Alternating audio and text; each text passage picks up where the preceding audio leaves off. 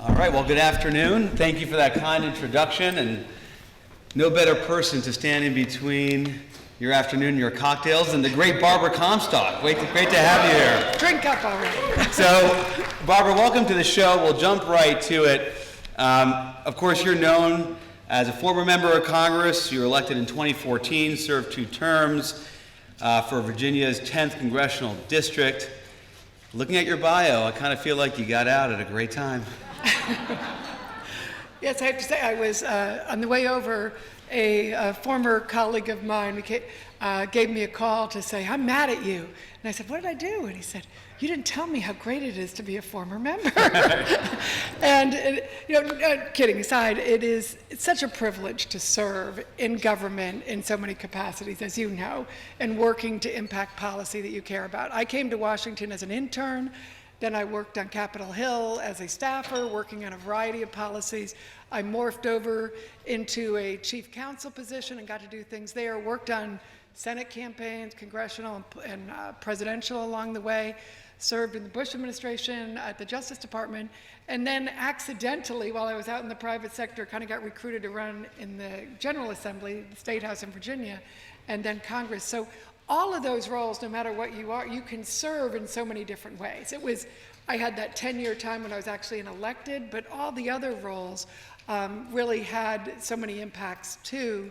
And so for all of you, no matter what job you're involved in, and I think technology is a way that we can all be engaged in the public sector now, you can have an impact. And so always know sort of your power and what you can do, because you're an expert in your area. In Congress and government usually are generalists. Certainly the members are. But I was delighted to see today already, I saw somebody who testified in my committee on a great app that he had on helping prevent suicide. So, it was so exciting to be able to somebody like that to come and help. Thank you. And then I also saw somebody I worked on human trafficking bills with who's here. So life really is about relationships. And those relationships, it goes beyond the Congress. And we were talking about that before we came on the stage, because you had all those years as staffer service in the Congress and the executive branch, and then you think you reached that kind of the mountaintop when you are that member of Congress with the gavel, wielding all that power. But here at this Social Innovation Summit, in some ways, you could be as impactful, if not more impactful, in your life after serving the U.S. Congress. Tell us about kind of social innovation, what that means to you specifically, and more broadly, how you've taken those experiences and made them impactful and meaningful today now that you're out of public service. I do work a lot in the tech space because I represented an area in Virginia that was very tech savvy and tech heavy. I actually had not taken a science class since I'd been in high school, so this was new to me, but that's the fun part of public service too. You dive in and learn new things. I ended up chairing in the State House a committee on tech, as well as in Congress a subcommittee. And the great thing about it is it does democratize information in a way that I think is so exciting. And I think one of the areas we're seeing it right now most distinctly being effective is in Ukraine. From starting with President Zelensky and his power to take those videos and communicate directly to us and be able to see the difference between evil and Putin with all his money and all his power and all the oligarchs. You have a man standing up, directly speaking to people and changing the world. So I really think that impact exists. So that's what's exciting to me about technology and why we need to keep it. The U.S. model is the best one, not the China, not the EU, but U.S. Well, there are a lot of doubters out there. Yeah. I mean, I want to get to some of the work you've done in terms of democratizing technology for Americans and others. But let's stick with Zelensky and the way he's utilized technology. It's remarkable. We have people really concerned about the United States' ability to compete. Whether an autocracy, an autocrat like Putin is someone who could marshal all the technology of one country and deploy it against a vulnerable country like Ukraine, and seek to undermine their freedom and through the propaganda machine and this one man's voice through a smartphone that you could buy anywhere, somehow defeating this strong despot sitting in Moscow. I mean, Is this something that should give all of us confidence here, or is there the other side that we have to be mindful of some of the challenges that still remain? Well, certainly we know we always have challenges, but it reminds me a lot of what Ronald Reagan, and I consider myself a Ronald Reagan Republican, the Reagan Institute, so that was sort of the leadership that I grew up with and found very powerful. I remember the Pope, Maggie Thatcher, and Ronald Reagan kind of standing up to the evil empire and speaking truth to power in that way. And back in those days, Ronald Reagan didn't have all of the ways to, he didn't have a very friendly media. No Twitter account. But he went out and was able to get, because it was the clarity and the purity, I think, of the message. So I do think, as much as everyone doesn't, certain former elected people who don't like if, they are cut off from the things, but it's really the power of the message. And I think the private sector, entrepreneurs being able to get that message out there. But I think with Reagan and with Zelensky, you see that purity of message that rallies people to come together. When we look at 90% of Americans support Zelensky, 90% of Americans, don't think, the sun rises every day. Right. So this is so powerful that he's been able to break through. And I think that should tell us, when you have people who are willing to stand up and say things that are true, take risks, that courage is contagious. And Reagan had it, Zelensky had it, I think has it. And I think when you see people do that and stand up, it's refreshing, and people will follow. It is remarkable in a time where there's so much divisiveness at home and abroad that there is consensus around this, because the plight of human dignity and freedom, it speaks to everyone. Let's talk about some of your other work. Again, in thinking about social innovation, and particularly your focus on women's empowerment. You have the Young Women's Leadership Program, which is out of the Barbara Comstock Institute for Women's Leadership at George Mason University. That's something you've been passionate about for some time. Tell us about their work and what it took to create it, and what it's doing today. Well, I started the program when I was in the Virginia General Assembly, because I realized that there were very few women on my side of the aisle, but just very few women. We weren't at 50% parity, and I realized nobody had really asked me to run ever until later in my life, when I sort of accidentally got recruited to run. And I realized, well, why don't young women see themselves as leaders in all kinds of roles from an early age? So I started the program because I wanted young girls in junior high and high school to see themselves as leaders, to interact with leaders. So all the program does is expose young women in junior high and high school to leaders in business and politics, in charities, in science and medicine, and they just tell their story and talk, and then just Q&A with the girls, talking about their challenges, how they overcame their challenges, but really putting it in their head early on that you can and should be a leader in whatever type of field. Building the connections and modeling. Yeah, and so we had a little detour during COVID, because it is intended to be a live program. So you come to Congress, you meet people, you see yourself, because particularly for disadvantaged young women, you want to get, I grew up not knowing a lot of people myself. I wouldn't consider myself disadvantaged, but if you haven't been in those settings that so many of us are, you might not see yourself. So it's really just getting them to stand in the well of Congress, to go to a hospital and meet with those doctors and see the surgeons and see what's going on, and imagine yourself in that environment. So it's very simple, and we are starting it back up this summer. So anyone we're online, it's George Mason Young Women Leadership Program, and we don't start till the end of June or so we still can have young women in there. Let me ask you about what they're interested in, because I think one of the challenges this country faces is a lack of confidence in our institutions. Political institutions in particular. The military is highly regarded, but after that, it's a big drop. If the U.S. Congress has more than 8% support, it's like a good year, So for these women that you're trying to inspire to become leaders, civic leaders and leaders in different fields, do you see them shying away from the political landscape, becoming a leader in their community, public office, elected office, or is that something that actually getting some traction? Well, I think a lot of our speakers are trying to inspire the young women to keep that idealism, because I feel, I'm on the end of things here, but not the end, but I feel like I think Arthur Brooks has written a great book, if you haven't read it, about strength to strength, and about sort of the second half of your life, how you take your experiences and put them to work. So I feel like that's what I'm doing with this Young Women's Leadership Program and other teaching I do. And I like to, certainly from a public service standpoint, say it is noble and great to be involved and take risks, get out there, don't have that fear that I think often one of the things young women fear is losing or failing.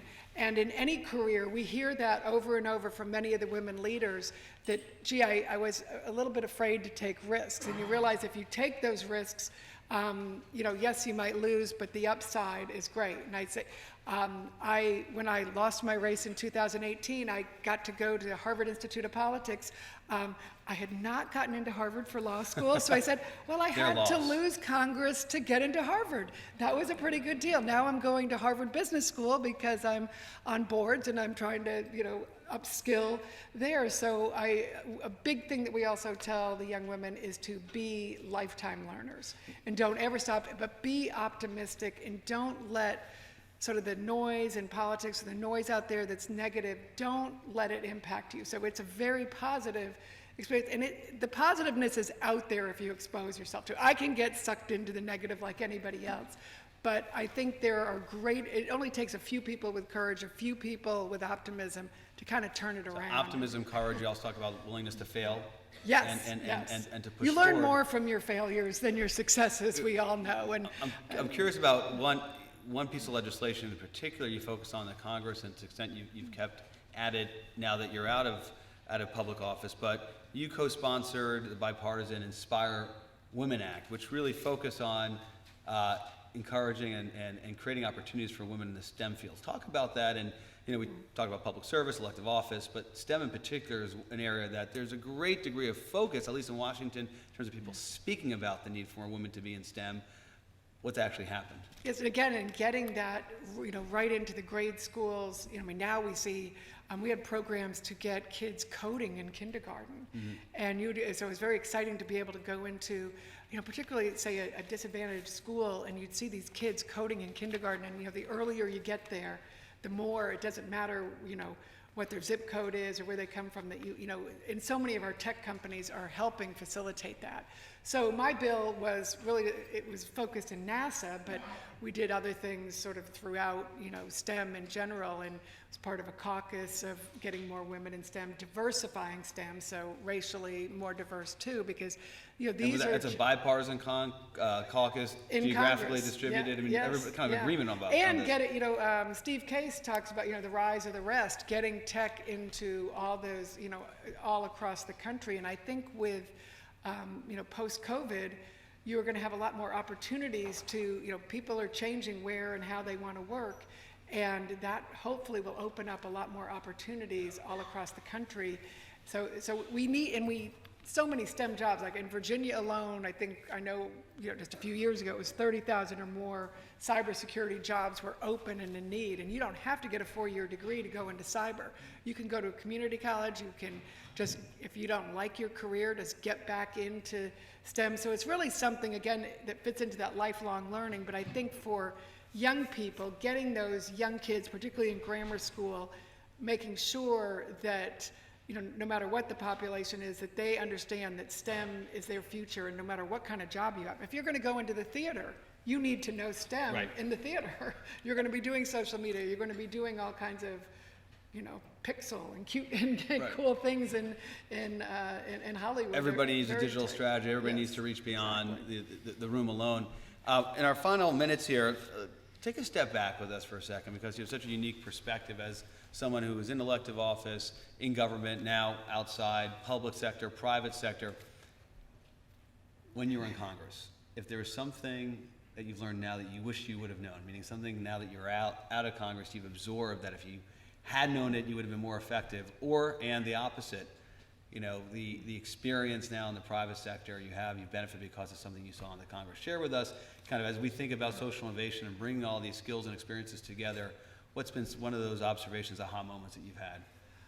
Well, I think because I had been staff, I probably did appreciate how many different, you just can expose yourself in Congress and meet so many different people and communities, and really embracing that. And I do, as people are running, I said, just enjoy it, because it's something that, I was fortunate to have people like, be joyful, win or lose, get out there. You're going to meet so many more people. You're going to understand your community better, no matter what jobs you end up having after you serve or when you're serving, what committees you're on or anything. The more you are just, soaking it up and taking every opportunity. And that's why I always tell students and my kids and young people, it's like, get up on a Saturday morning and go to that lecture. You all are here at something like this where you're getting exposed to all kinds of great people that you never know where you're going to. It's relationships. It's not networking. Washington always talks about networking and who you know. I didn't know a single person when I came to Washington, but I developed relationships in the volunteer roles and the different jobs I had that continue. I'm just amazed wherever I go. I run into somebody who I've worked with in my life, and then you find other things that you can collaborate on, whether it's a charity or a job. It's exciting. And so, embrace your passions and your relationships, and it makes, whatever job you have, just a lot of fun. One more for you while we have you on the couch and dispensing this great advice and reflecting your experiences. I mentioned the survey that we do at the Reagan Institute, where the support, the positive opinion, trust and confidence, it's the language we use, of the U.S. Congress is like at 8%, 9%. Yeah. Anything you could say to that 91% of the country that doesn't have the trust and confidence, that you might be able to restore just a little bit of confidence or trust in that great institution that many feel today is not really delivering on its promise? Yeah, well, I work with a number of private sector groups now that are trying to restore that. And I think while the institution itself may have that 91% approval, find that person that you really can say, boy, you know what, they did the right thing, and regardless of party, stand up with them. I was so excited to see Brad Raffensperger win his primary, and to have a lot of Democrats who probably don't agree with him on a lot of things. He's in Georgia. In Georgia. The Secretary of State. The Secretary of State, who said, no, I'm not going to engage Certified in that election. criminal activity.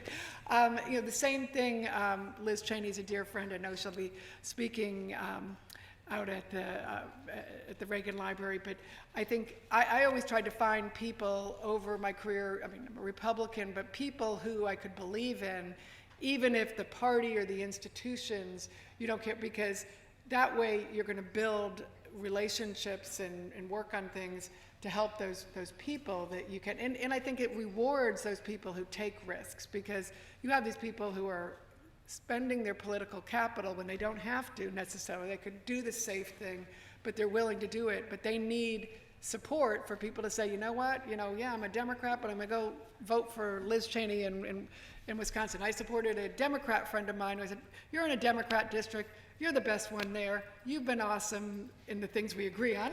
So we worked on science and STEM together. So I said, I'm going to support you, because I don't have a Republican in the game anyway, but I just know she's of good character and somebody that I trust. So I think people need to do that more and kind of get out of their box. And what I certainly tell everybody is, like, do not just watch one network or one station. Watch C-SPAN. If you're going to watch one of those stations, watch more of them. I think content and people who write things, like, even if you don't like the New York Times, there's probably a New York Times writer that you like there. Same thing with others, and find people and trusted opinions that kind of mix it up. Definitely have a heavy dose of people you don't think you agree with, so that you're learning more. And I think more people need to do that, because the thing that I hate the most is how everyone's in their silos and they don't break out. And we're a 50-50 country. If you're not going to do that, it's going to be tough to get things done.